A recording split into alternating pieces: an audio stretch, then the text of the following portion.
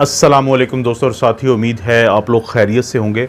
इस वीडियो का जो मौजू है वो ये है कि जो दिल का अटैक होता है, हार्ट अटैक होता है, तो इसके 6 ऐसे रिस्क फैक्टर हैं कि जिनके बारे में जो पहले अगर हमें इल्म हो तो हम इस हमले से बच सकते हैं। जैसा कि हार्ट अटैक में मौजूद अटैक से ही ज़ाहिर है कि ये एक हमला होता है, एक सानहा होता है, एक वाक़या होता है, एक एक्सीडेंट होता है।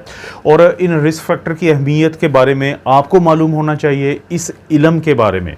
यानी इस पूरे कॉन्सेप्ट को समझने के लिए मैं आपको एक मिसाल देता हूँ कि एक दिन आपको ख़बर मिलती है कि कोई 20-22 साल का लड़का है, वो गाड़ी चला रहा था और उसका एक्सीडेंट हो गया और उसकी जान चली जाती है। यानी उसका एक एक्सीडेंट हुआ है, एक सानहा हुआ है। लेकिन जब आप गौर करते हैं तो आपको पता चलता है कि ये जो एक्सीडेंट जो विदिन सेकंड्स होता है दिल के अटैक की तरह, कि लम्हों में किसी को दिल का अटैक हुआ और नुकसान हो गया। तो वो जो एक्सीडेंट हुआ था उसमें भी कुछ रिस्क फैक्टर थे। वो रिस्क फैक्टर इकट्ठे हुए तो जिसके बाद जाके सड़क के ऊपर इतना बड़ा कोई हादसा होता है कि किसी की जान चली जाती है। उस केस में क्या रिस्क फैक्टर थे, ये इस बात समझेंगे तो आपको हार्ट अटैक के रिस्क फैक्टर की भी समझ में आ जाएगी। और वो इल्म का क्या अहमियत है मैं साथ ही बता दूंगा आपको कि वो जो लड़का था ना तजर्बाकार था, ड्राइवर था लेकिन ना उसका कोई बहुत ज़्यादा तजर्बा नहीं था, एक रिस्क फैक्टर। वो बहुत ज़्यादा स्पीड से जा रहा था, दूसरा रिस्क फैक्टर। सड़क जो है वो नाहमवार थी, तीसरा रिस्क फैक्टर। और उस वक्त रश ज़्यादा था, स्पीड में वो जा रहा है और रश ज़्यादा है, एक और रिस्क फैक्टर। गाड़ी की जो कंडीशन थी वो कोई बहुत ज़्यादा, उसके जो ब्रेक्स थे या बाकी चीज़ें थी वो बहुत ज़्यादा अपडेटेड या मजबूत नहीं थी, एक और रिस्क फैक्टर। जब ये रिस्क फैक्टर इकट्ठे हुए तो फिर एक हादसा हो गया। लेकिन अगर कोई भी शख्स जिसका तजर्बा ज़्यादा हो, उसने अपनी गाड़ी को, क्योंकि उसको पता था कि ये रिस्क फैक्टर होते हैं एक्सीडेंट के, तो उसने अपनी गाड़ी को ठीक रखा हुआ था, उसकी ड्राइविंग अच्छी थी, उसने स्पीड को कम रखा, जहाँ पे बहुत ज़्यादा रश था तो स्पीड को और ज़्यादा कम रखा, बहुत मोहतात हो गया ख़ास तौर पे ऐसी सड़कों पे कि जहाँ पे नाहमवार जो है वो सड़क होती है।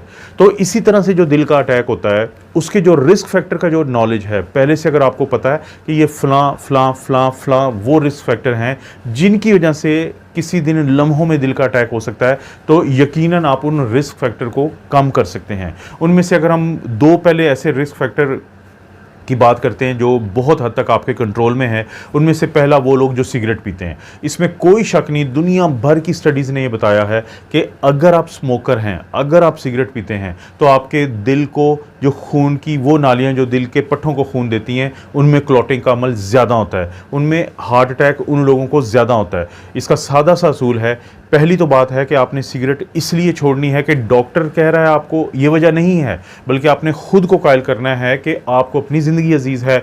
आप चाहते हैं कि आपके बच्चे जो हैं वो किसी बड़े मुश्किल टाइम से ना गुजरें, उनको आपकी ज़रूरत है, आपकी बेगम को आपकी ज़रूरत है, आपके माँ बाप को आपकी ज़रूरत है। तो जब आप खुद कायल हो जाएंगे कि मुझे ये सिगरेट छोड़ देनी चाहिए क्योंकि ये एक रिस्क फैक्टर है, तो आप छोड़ सकते हैं। और सिगरेट कभी भी ऐसे नहीं छोड़ी जाती कि आप 20 से 15 पे आएंगे, 15 से 10 पे जाएंगे, 10 से 5 पे जाएंगे, बल्कि एक दिन आपका फैसला होता है कि फ़लाँ तारीख के बाद मैं बिल्कुल सिगरेट नहीं पीऊँगा, तो आप सिगरेट छोड़ सकते हैं। दूसरा वो रिस्क फैक्टर जो किसी हद तक आप मैनेज कर सकते हैं लाइफस्टाइल से, वो है स्ट्रेस का। बहुत बड़ी वजह होती है जब लोग बहुत स्ट्रेस लेते हैं। आपने अक्सर देखा होगा कि आप ये सुनते हैं कि किसी को कि घर में कोई नुकसान हो गया माली या जानी तो उसको भी हार्ट अटैक हो जाता है। स्ट्रेस एक तस्लीम शुदा बहुत बड़ा रिस्क फैक्टर है जिसकी वजह से दिल के अटैक होते हैं। तो कोशिश करें कि कोई ना कोई एक्सरसाइजेस करें, कोई ना कोई जो जिक्र करते हैं लोग, मुख्तलिफ़ तरीके हैं उनके पास अपने स्ट्रेस को कम करने के। नींद पूरी करें, ये तमाम चीज़ें जब करेंगे तो स्ट्रेस कम हो जाएगा। तो दूसरा वो रिस्क फैक्टर आप उसका कंट्रोल कर सकते हैं। अब तीसरे और चौथे रिस्क फैक्टर की हम बात करते हैं। ये 2 वो रिस्क फैक्टर हैं जो बुनियादी वजह बनते हैं खून की वो नालियाँ जिनको हम कोरोनरी आर्टरीज़ कहते हैं, जो दिल के पट्ठों को खून देती हैं, उनके अंदर क्लॉटिंग का। वो 2 कौन से हैं, एक है कोलेस्ट्रॉल और एक है ट्राइग्लिसराइड्स। नाश्ता किए बगैर आप जाएं लेबॉर्ट्री, किसी भी अच्छी लेबॉर्ट्री से, और वहाँ पे जाके अपना फास्टिंग लिपिड प्रोफाइल का टेस्ट करवा लें। जब आप टेस्ट करवाएंगे तो उसमें एक कोलेस्ट्रॉल भी शामिल होता है। नॉर्मल वैल्यू लिखी होती है कि 200 से ज़्यादा होगा तो वो प्रॉब्लम है, लेकिन दिल की सेहत के लिए बहुत ज़रूरी है कि आप 140-150 से कम रखें। इसी तरह से जो ट्राइग्लिसराइड्स होते हैं, नॉर्मल वैल्यू जो लिखी होती है वो 150 लिखी होती है कि उससे कम है तो नॉर्मल है, उससे ज़्यादा है तो वो बढ़ा हुआ है। लेकिन अगर आप अपने दिल की सेहत आपको अजीज़ है तो आपने ट्राइग्लिसराइड को 100 के करीब रखना है। अब ये बढ़ता कैसे है देखें, कोलेस्ट्रॉल जो होता है, जितने भी एनिमल फूड्स होते हैं जैसे गोश्त है, चिकन है, अंडे है, दूध है मलाई वाला, इन तमाम के अंदर कोलेस्ट्रॉल है। और जितने भी प्लांट बेस्ड फूड होते हैं, जितने भी फल होते हैं, जितने ये नट्स वगैरह होती हैं, दालें होती हैं, इनके अंदर ज़ीरो कोलेस्ट्रॉल होता है। तो अगर आपको कोलेस्ट्रॉल के ज़्यादा होने का सामना है तो फिर आपने खुराक वो इस्तेमाल करनी है जिसके अंदर कोलेस्ट्रॉल नहीं है। और वो कौन सी है? जो प्लांट बेस्ड जो खुराक होती है, क्योंकि कोलेस्ट्रॉल जितना ज़्यादा होगा उतने ज़्यादा चांसेस बनेंगे इस बात के कि आपकी खून की नालियों में क्लॉटिंग होगी। और इसके साथ ही जो चौथा रिस्क फैक्टर था वो है ट्राइग्लिसराइड। ट्राइग्लिसराइड कहाँ से आता है? ये जितने भी आपके ऑयल्स होते हैं, जितने भी आपके ये तेल होते हैं, और वो तमाम जैसे नट्स जो होते हैं उनसे अगर ऑयल निकलता है तो नट्स के अंदर भी ट्राइग्लिसराइड ज़्यादा है। इसी तरह से और भी बहुत सारी चीज़ें हैं जिनके अंदर, तो जितने भी ऑयल हैं, जितने भी तेल हैं जिसमें आप खाने बनाते हैं, अगर आपका ट्राइग्लिसराइड का मसला है, यानी कोलेस्ट्रॉल की बात नहीं कर रहा, अगर ट्राइग्लिसराइड का मसला है तो उस सूरत में आपको ये जो ऑयल्स हैं इनसे परहेज़ करना होगा या कम से कम इस्तेमाल करना होगा। तो ये रिस्क फैक्टर भी आप कम कर सकते हैं और ये एक चौथा रिस्क फैक्टर है।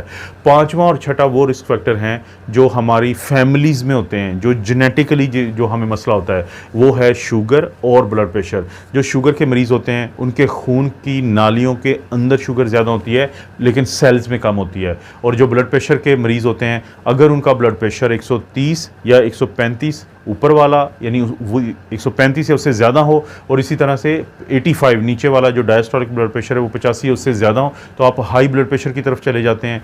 इसी तरह से जो शुगर है, फास्टिंग शुगर हम कहते हैं ये है 126 मिलीग्राम पर डेसीलीटर से कम होगी तो नॉर्मल है। जो रैंडम खाने के 2 घंटे बाद चेक करवाते हैं, अगर 200 मिलीग्राम से कम होगी तो वो नॉर्मल है। HbA1c कम से कम आप 7 से नीचे रखेंगे परसेंट से तो वो नॉर्मल है।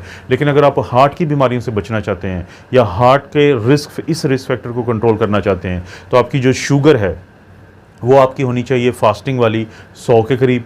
आपकी रैंडम को हम कहते हैं कि 140 मिलीग्राम पर डेसीलीटर के करीब, और जो आपका HbA1c है वो 6.5% से नीचे हो, तो आप शुगर जैसे बड़े रिस्क फैक्टर को भी कंट्रोल में ला सकते हैं। चाहे वो ब्लड प्रेशर हो, चाहे वो शुगर हो, आपने सबसे अहम बात है कि अपना लाइफस्टाइल में कुछ तब्दीलियां लानी है। अगर आप शुगर का मसले का सामना है आपको, तो या आपकी फैमिली में ये चीज़ है, तो आप मीठी चीज़ें कम से कम खाएं।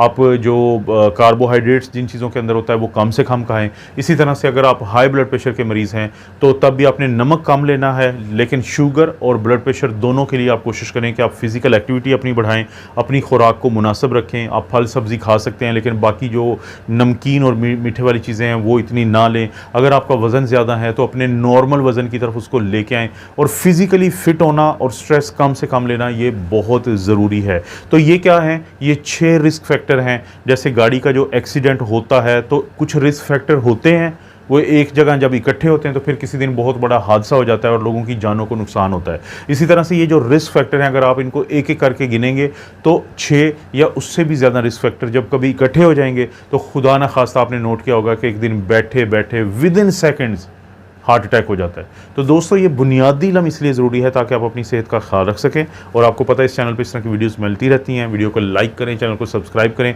कोई वीडियो अच्छी लगती है तो नीचे शेयर का बटन दबाएं, कॉपी करें लिंक को और कहीं पे भी शेयर कर दें अपने दोस्तों और रिश्तेदारों से।